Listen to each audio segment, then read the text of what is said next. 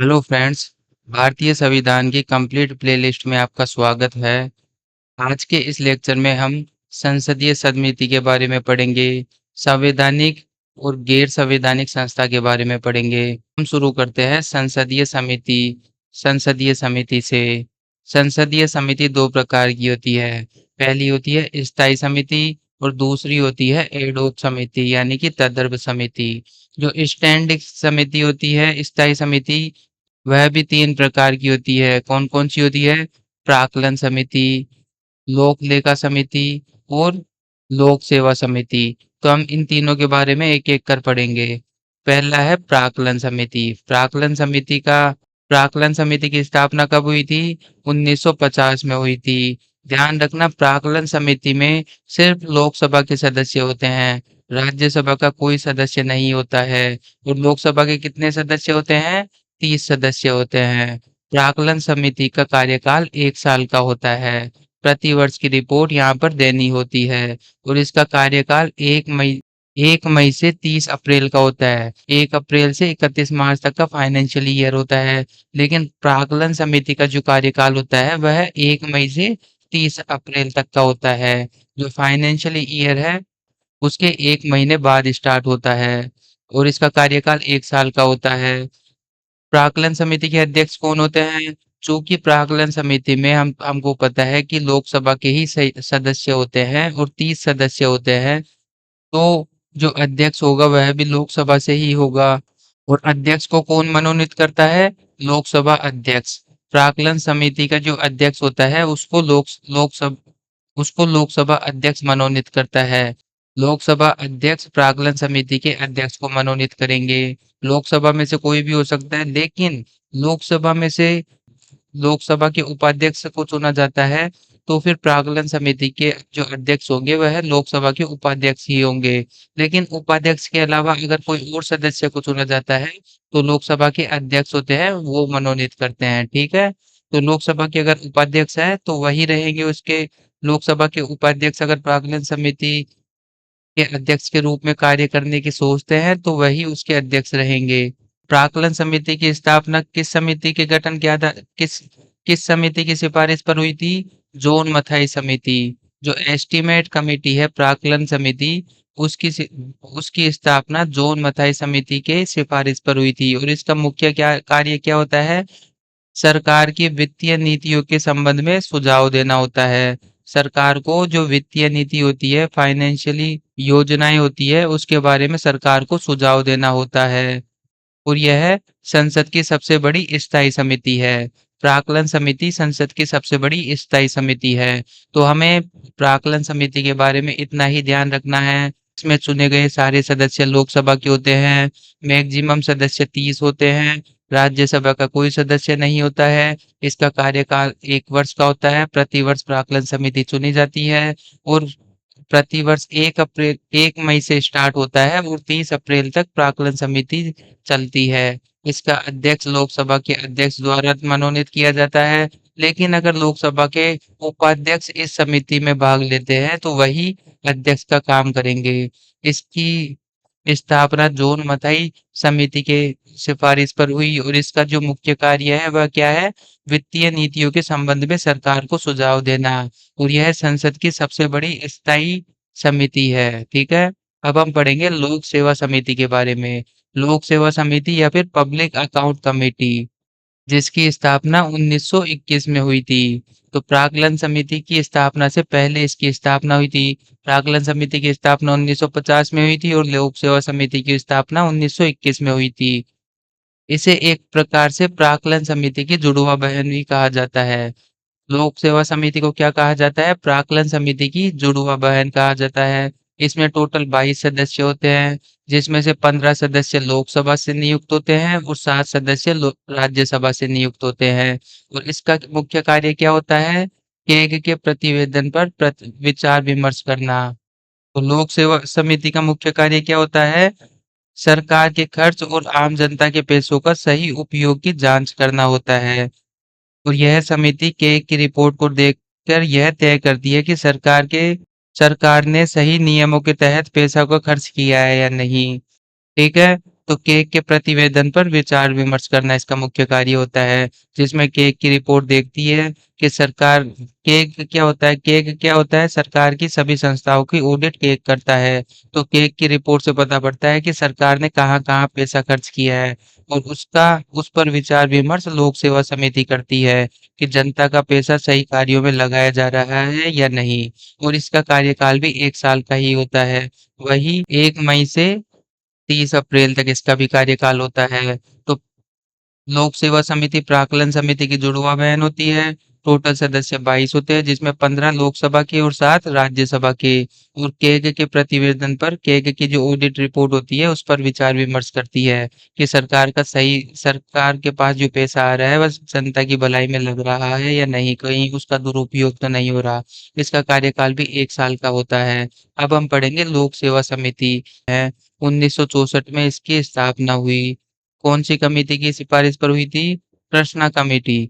Krishna Menon committee की सिफारिश पर इसकी स्थापना हुई थी। 1964 में हुई थी। इसमें भी ध्यान रखना 22 सदस्य हैं, 15 लोकसभा के और 7 राज्यसभा के। तो लोक सेवा समिति और लोक लेखा समिति दोनों के सदस्य सेम ही है। लोक लेखा समिति के भी सदस्य 22 है और लोक सेवा समिति जिसे सार्वजनिक उद्यम समिति भी कहा जाता है इसके भी सदस्य 22 ही है और इसका कार्यकाल भी 1 वर्ष का होता है और 1 वर्ष कहाँ से स्टार्ट होता है? 1 मई से 30 अप्रैल तक के लिए, ठीक है? और इसका मुख्य कार्य क्या होता है? जो सरकारी कंपनी जो पीएसयूज़ होती है, उनके खातों और रिपोर्टों की जाँच करना होता है। यह देखना होता है कि सरकारी संस्था, सरकारी कंपनी कुशलतापूर्वक कार्य कर रही है या नहीं कर रही है। दूसरी ओर सक्रिय लोक सेवा समिति होती है जिसका मुख्य रूप से ज़रूरतमंदों की मदद, शिक्षा, स्वास्थ्य, सामाजिक कल्याण के लिए कार्य करती है। तो लोक सेवा समिति शिक्षा, स्वास्थ्य, सामाजिक कल्याण इनके लिए कार्य करती है और साथ में जो सरकारी कंपनी होती है, उनके खातों और रिपोर्टों की जाँच भी ये सार्वजनिक उद्यम समिति द्वारा किया जाता है, ठीक है? तो हमने इस तरीके से संसदीय समिति के बारे में पढ़ा, 3 प्रकार की समिति के बारे में पढ़ा। प्रा प्राक्कलन समिति जिसे एस्टीमेट कमेटी कहते हैं, लोक लेखा समिति जिसे पब्लिक अकाउंट कमेटी कहते हैं और सार्वजनिक उद्यम समिति जिसको कमिटी ऑन पब्लिक अंडरटेकिंग या फिर लोक सेवा समिति भी कहा जाता है। तो सबसे बड़ी समिति कौन-सी है? प्राक्कलन समिति। क्यों है? क्योंकि इसमें 30 सदस्य है और ये 30 सदस्य लोकसभा से ही है, राज्यसभा से कोई सदस्य नहीं है। और कोई भी मंत्री, कोई भी मिनिस्टर जो संसद में है, वह प्राक्कलन, लोक लेखा या फिर लोक सेवा समिति का अध्यक्ष नहीं बन सकता है। कोई भी मंत्री इन तीनों समिति का सदस्य नहीं चुना जा सकता है, ठीक है? तो चलो एक बार वापस से हम देखते हैं सार्वजनिक उपक्रम समिति उन 22 सदस्य हैं 15 लोकसभा और 7 राज्यसभा। कोई भी मिनिस्टर इसका सदस्य नहीं हो सकता है। कार्यकाल एक साल का है 1 मई से 30 अप्रैल तक का। केग द्वारा दिए गए लेखा परीक्षण की संबंधित प्रतिवेदनों की जांच करना इसका कार्य होता है। केग की जो ऑडिट रिपोर्ट होती है उसकी जांच करना इसका कार्य होता है।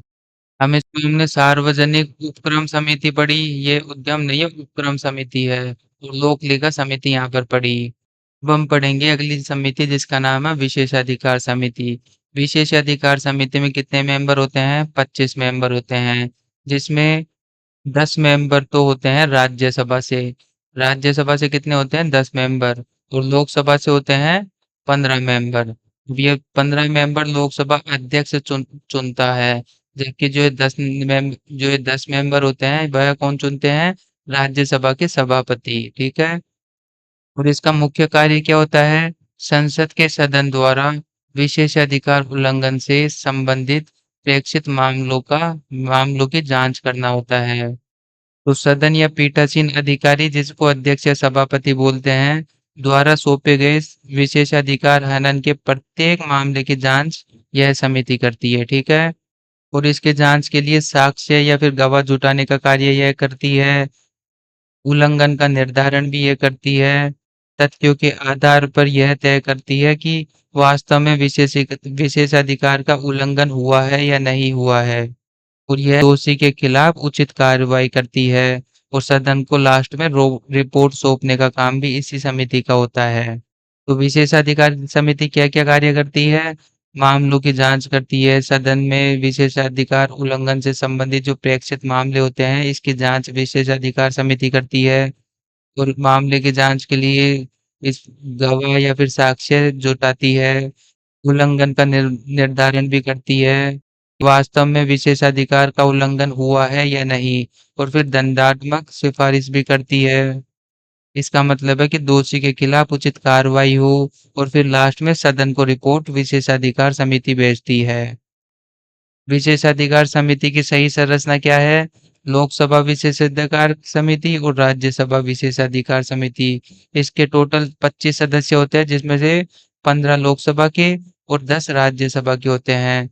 जो लोकसभा के सदस्य होते हैं उसका गठन कौन करता है? लोकसभा अध्यक्ष द्वारा मनोनीत होते हैं। जबकि राज्यसभा के सदस्य राज्यसभा के सभापति द्वारा मनोनीत होते हैं। और इसका कार्य हमने पढ़ा ही है अभी, सदन द्वारा विशेषाधिकार उल्लंघन के मामलों का परीक्षण करना इसका कार्य होता है। तो हमने 4 समिति पढ़ी है, कौन-कौन सी पढ़ी है? प्राक्कलन समिति, लोक सेवा समिति और लोक लेखा समिति और उसके बाद विशेषाधिकार समिति। अब हम जाएंगे संवैधानिक संस्था और गैर संवैधानिक संस्था के टॉपिक पर। भारतीय संविधान में अब संवैधानिक संवैधानिक संस्था और असंवैधानिक संस्था के बारे में पढ़ते हैं। संवैधानिक संस्था तो वो संस्था होती है जो भारत में विधि के अनुसार होती है, जो अनुच्छेद जिसमें अनुच्छेद आते हैं।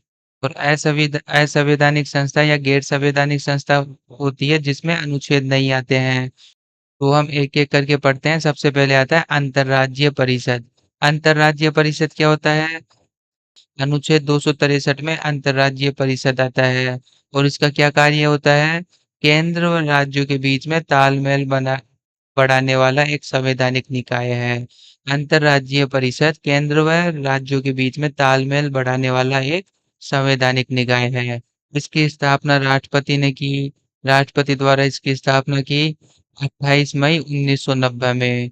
कौन सी कौन किस आयोग के तहत? सरकारिया आयोग के तहत। सरकारिया आयोग के तहत 1990 में इसकी स्थापना राष्ट्रपति के द्वारा की गई और सर और इसके अध्यक्ष कौन होते हैं अंतर्राज्यीय परिषद के? प्रधानमंत्री होते हैं और इसके सदस्य कौन होते हैं? सभी राज्यों के मुख्यमंत्री होंगे, राष्ट्रपति शासित राज्यों के राज्यपाल होंगे और प्रधानमंत्री द्वारा चुने गए कैबिनेट के 6 मंत्री भी होंगे और बिना विधानसभा वाली जो यूनियन टेरिटरी है उसके प्रशासक होंगे। ठीक है। तो अंतर्राज्यीय परिषद राष्ट्रपति ने इसकी स्थापना की 1990 में और इसके अध्यक्ष प्रधानमंत्री है और सदस्य कौन है? सभी राज्यों के चीफ मिनिस्टर, राष्ट्रपति शासित राज्यों के राज्यपाल, प्रधानमंत्री द्वारा चुने गए कैबिनेट के 6 मंत्री और बिना विधानसभा वाले यूनियन टेरिटरी के प्रशासक इसके सदस्य रहेंगे और इसका कार्य क्या है? राज्य व केंद्र के बीच में अच्छे से तालमेल बैठाना। तो राज्य और केंद्र के बीच में जो विवाद होते हैं या फिर नीतियों पर जो चर्चा होती है वह इसी परिषद में होती है। बेहतर तालमेल और सहयोग की भावना को आगे बढ़ाना इसका मुख्य कार्य होता है। राज्य और केंद्र के बीच में बेहतर तालमेल और सहयोग की भावना को आगे बढ़ाने, साथ में विवादों से निपटारा पाना और राज्य और केंद्र के बीच की नीतियों पर चर्चा करना इसका कार्य होता है। अंतर्राज्यीय परिषद कौन से अनुच्छेद में आती है? 263 अनुच्छेद में आती है और ये संविधान के कौन से भाग में आती है? संविधान के 11वें भाग में आती है। और अंतर्राज्यीय परिषद होती है उसकी बैठक साल में 3 बार होगी। साल में 3 बार मिनिमम इसकी बैठक होगी और बैठक के लिए जो क्वोरम की जरूरत होती है, मिनिमम सदस्य की जरूरत होती है, वह कितनी होगी? 10 सदस्य। 10 सदस्य उससे ज्यादा सदस्य जब होंगे तो इसकी बैठक होगी और साल में 3 बार होगी। और सबसे इम्पोर्टेंट बात, अंतर्राज्यीय परिषद की जो स्थायी समिति होती है उसके अध्यक्ष केंद्रीय गृह मंत्री होते हैं। ज- अभी इस टाइम पर हमारे केंद्रीय गृह मंत्री कौन है? अमित शाह है। तो अंतर्राज्यीय परिषद की स्थायी समिति के अध्यक्ष केंद्रीय गृह मंत्री होते हैं। साल में 3 बार बुलाई जाती है और इसको बुलाने के लिए मिनिमम 10 सदस्य की रिक्वायरमेंट होती है। इसके अध्यक्ष प्रधानमंत्री होते हैं, साथ में इसके सदस्य चीफ मिनिस्टर होंगे, राष्ट्रपति शासित राज्यों के राज्यपाल होंगे, प्रधानमंत्री द्वारा चुने गए कैबिनेट के 6 मंत्री होंगे और जिस जिस यूनियन टेरिटरी में विधानसभा नहीं है, वहाँ के प्रशासक होंगे। और इसकी स्थापना किसने की? राष्ट्रपति ने की। कब की? 28 मई 1990 में की, सरकारी आयोग के गठन की सिफारिश पर की। ठीक है? तो यह एक संवैधानिक निकाय है जो अनुच्छेद 263 में आता है। अब हम पढ़ेंगे वित्त आयोग। वित्त आयोग अनुच्छेद 280 में आता है। वित्त आयोग एक संवैधानिक निकाय है। ध्यान रखना, जो भी संवैधानिक निकाय है वहां पर क्या है? अनुच्छेद होगा। और जो असंवैधानिक निकाय है उनका वर्णन अनुच्छेद में नहीं किया गया है। तो इस तरीके से हम संवैधानिक और असंवैधानिक के बीच में अंतर बता सकते हैं। तो वित्त आयोग होता है एक संवैधानिक आयोग है जो अनुच्छेद 280 में आता है, जो भारत के केंद्र और राज्यों के बीच में जो वित्तीय संसाधनों के विवरण की सबका काम करता है। भारत के केंद्र व राज्यों के बीच में वित्तीय संसाधनों के विवरण का काम करता है वित्त आयोग। ठीक है? इसका मुख्य कार्य क्या होता है? करों का बंटवारा करना, राज्यों को अनुदान देना और राष्ट्रपति को वित्तीय सलाह देना। क्या-क्या काम होता है? राज्य में करों का बंटवारा करना, राज्यों को अनुदान देना मतलब ग्रांट देना और राष्ट्रपति को वित्तीय सलाह देना। और वित्तीय आयोग का गठन कब हुआ था? 22 नवंबर 1951 में वित्तीय आयोग का गठन हुआ। किसके द्वारा? भारत के राष्ट्रपति के द्वारा। हमने ऊपर पढ़ा अंतर्राष्ट्रीय परिषद, उसका गठन भी भारत के राष्ट्रपति के द्वारा ही हुआ है। लेकिन कब हुआ था? 1990 में। लेकिन वित्तीय आयोग का गठन 1951 में हुआ भारत के राष्ट्रपति के द्वारा। और ये संविधान के कौन से भाग में आता है? भाग 12। ध्यान रखना है, भाग इंपॉर्टेंट है। अंतर्राज्यीय परिषद तो भाग 11 में आती है और वित्तीय आयोग भाग 12 में आता है। और इसकी संरचना किस प्रकार की है? इसमें एक अध्यक्ष और 4 सदस्य होते हैं, मतलब कि टोटल नंबर ऑफ कैंडिडेट 5 होते हैं, जिसमें एक अध्यक्ष और 4 सदस्य होते हैं। और वो पांचों के पांचों राष्ट्रपति के द्वारा नियुक्त किए जाते हैं। पहला वित्तीय आयोग के सदस्य कौन थे? केसी नियोगी। पहले वित्तीय आयोग के सदस्य केसी नियोगी थे। और वर्तमान में 16वां जो वित्तीय आयोग अभी लगा है 2026 से 31 तक, उसके अध्यक्ष कौन है?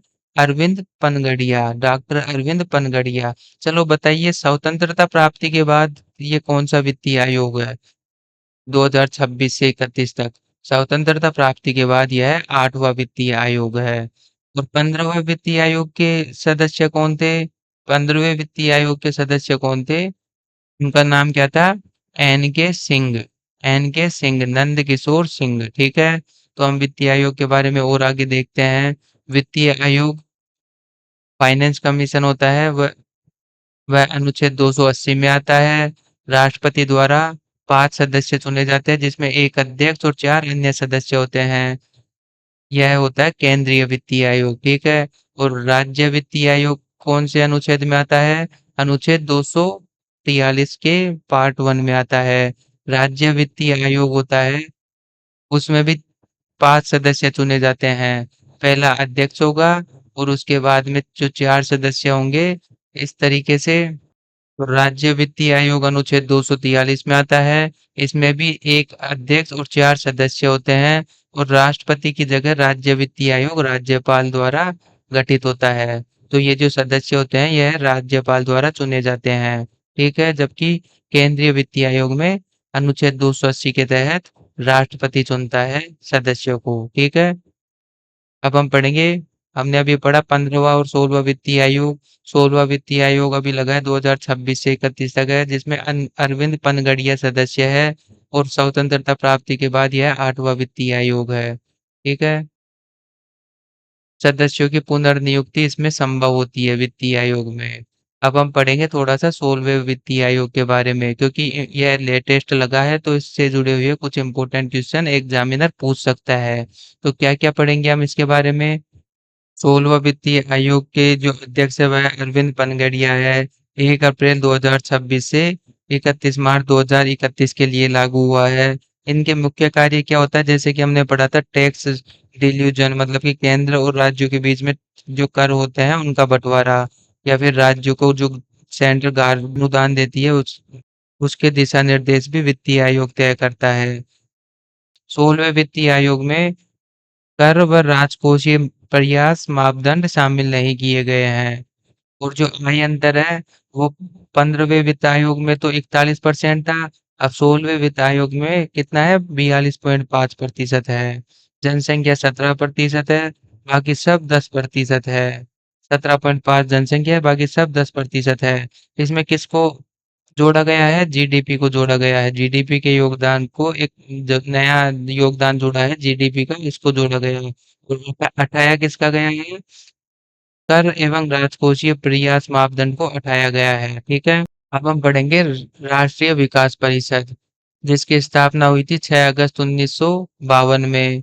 यह एक गैर संवैधानिक नॉन स्टेचुरी निकाय है जो योजना निर्माण और आर्थिक नीतियों में राज्य और केंद्र के बीच में तालमेल बैठाने का कार्य करती है।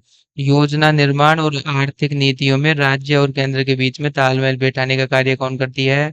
राष्ट्रीय विकास परिषद। इसके अध्यक्ष भी हमारे देश के जो प्रधानमंत्री होते हैं वह इसके अध्यक्ष होते हैं। 1952 में इसकी स्थापना हुई। तो इसका मुख्य कार्य केंद्र और राज्य के बीच में जो योजना निर्माण है इस कार्य में सामंजस्य बैठाना होता है। इसके अध्यक्ष कौन होते हैं? प्रधानमंत्री होते हैं। और सदस्य क्यों कौन होते हैं? राज्य विकास परिषद के सदस्य सभी राज्यों के मुख्यमंत्री, यूनियन टेरिटरी के प्रशासक या फिर मुख्यमंत्री होंगे। और जो कैबिनेट मंत्री होते हैं वह भी इसके सदस्य होते हैं। और जो योजना आयोग के सचिव होते हैं वह इसके सचिव होते हैं। जिसे अब योजना आयोग तो अब है नहीं, अब तो नीति आयोग है। तो नीति आयोग के सदस्य इसके सचिव होते हैं। ठीक है। अब हम लोक सेवा आयोग के बारे में नेक्स्ट क्लास में पढ़ेंगे। आज की क्लास में हमने राष्ट्रीय विकास परिषद तक पढ़ा। मेरे से जुड़े रहने के लिए थैंक यू सो मच। मेरा प्रयास यह है कि मैं जो पढ़ाऊँ वही एग्जाम में आए। तो मैं एग्जाम ओरिएंटेड स्टडी में बिलीव करता हूँ, क्योंकि मैंने एसएससी निकाला है, बैंक निकाला है और रेगुलेटरी बॉडी के लगभग 10 से ज्यादा मेंस और 2 इंटरव्यूज दिए हैं। तो मुझे अच्छा खासा 10 साल का एक्सपीरियंस है एग्जाम में क्या आ रहा है और क्या नहीं। तो मैं वही पढ़ाऊंगा आपको जो एग्जाम के लिए बहुत रिलेवेंट होगा, जहाँ से क्वेश्चन बनने की प्रोबेबिलिटी 90 से 100% के बीच में होगी। तो मैं बहुत कम टाइम में बहुत ज्यादा अच्छी नॉलेज आपको देने के लिए आया हूँ। तो मेरे से जुड़े रहने के लिए thank you so much. Thank you so much.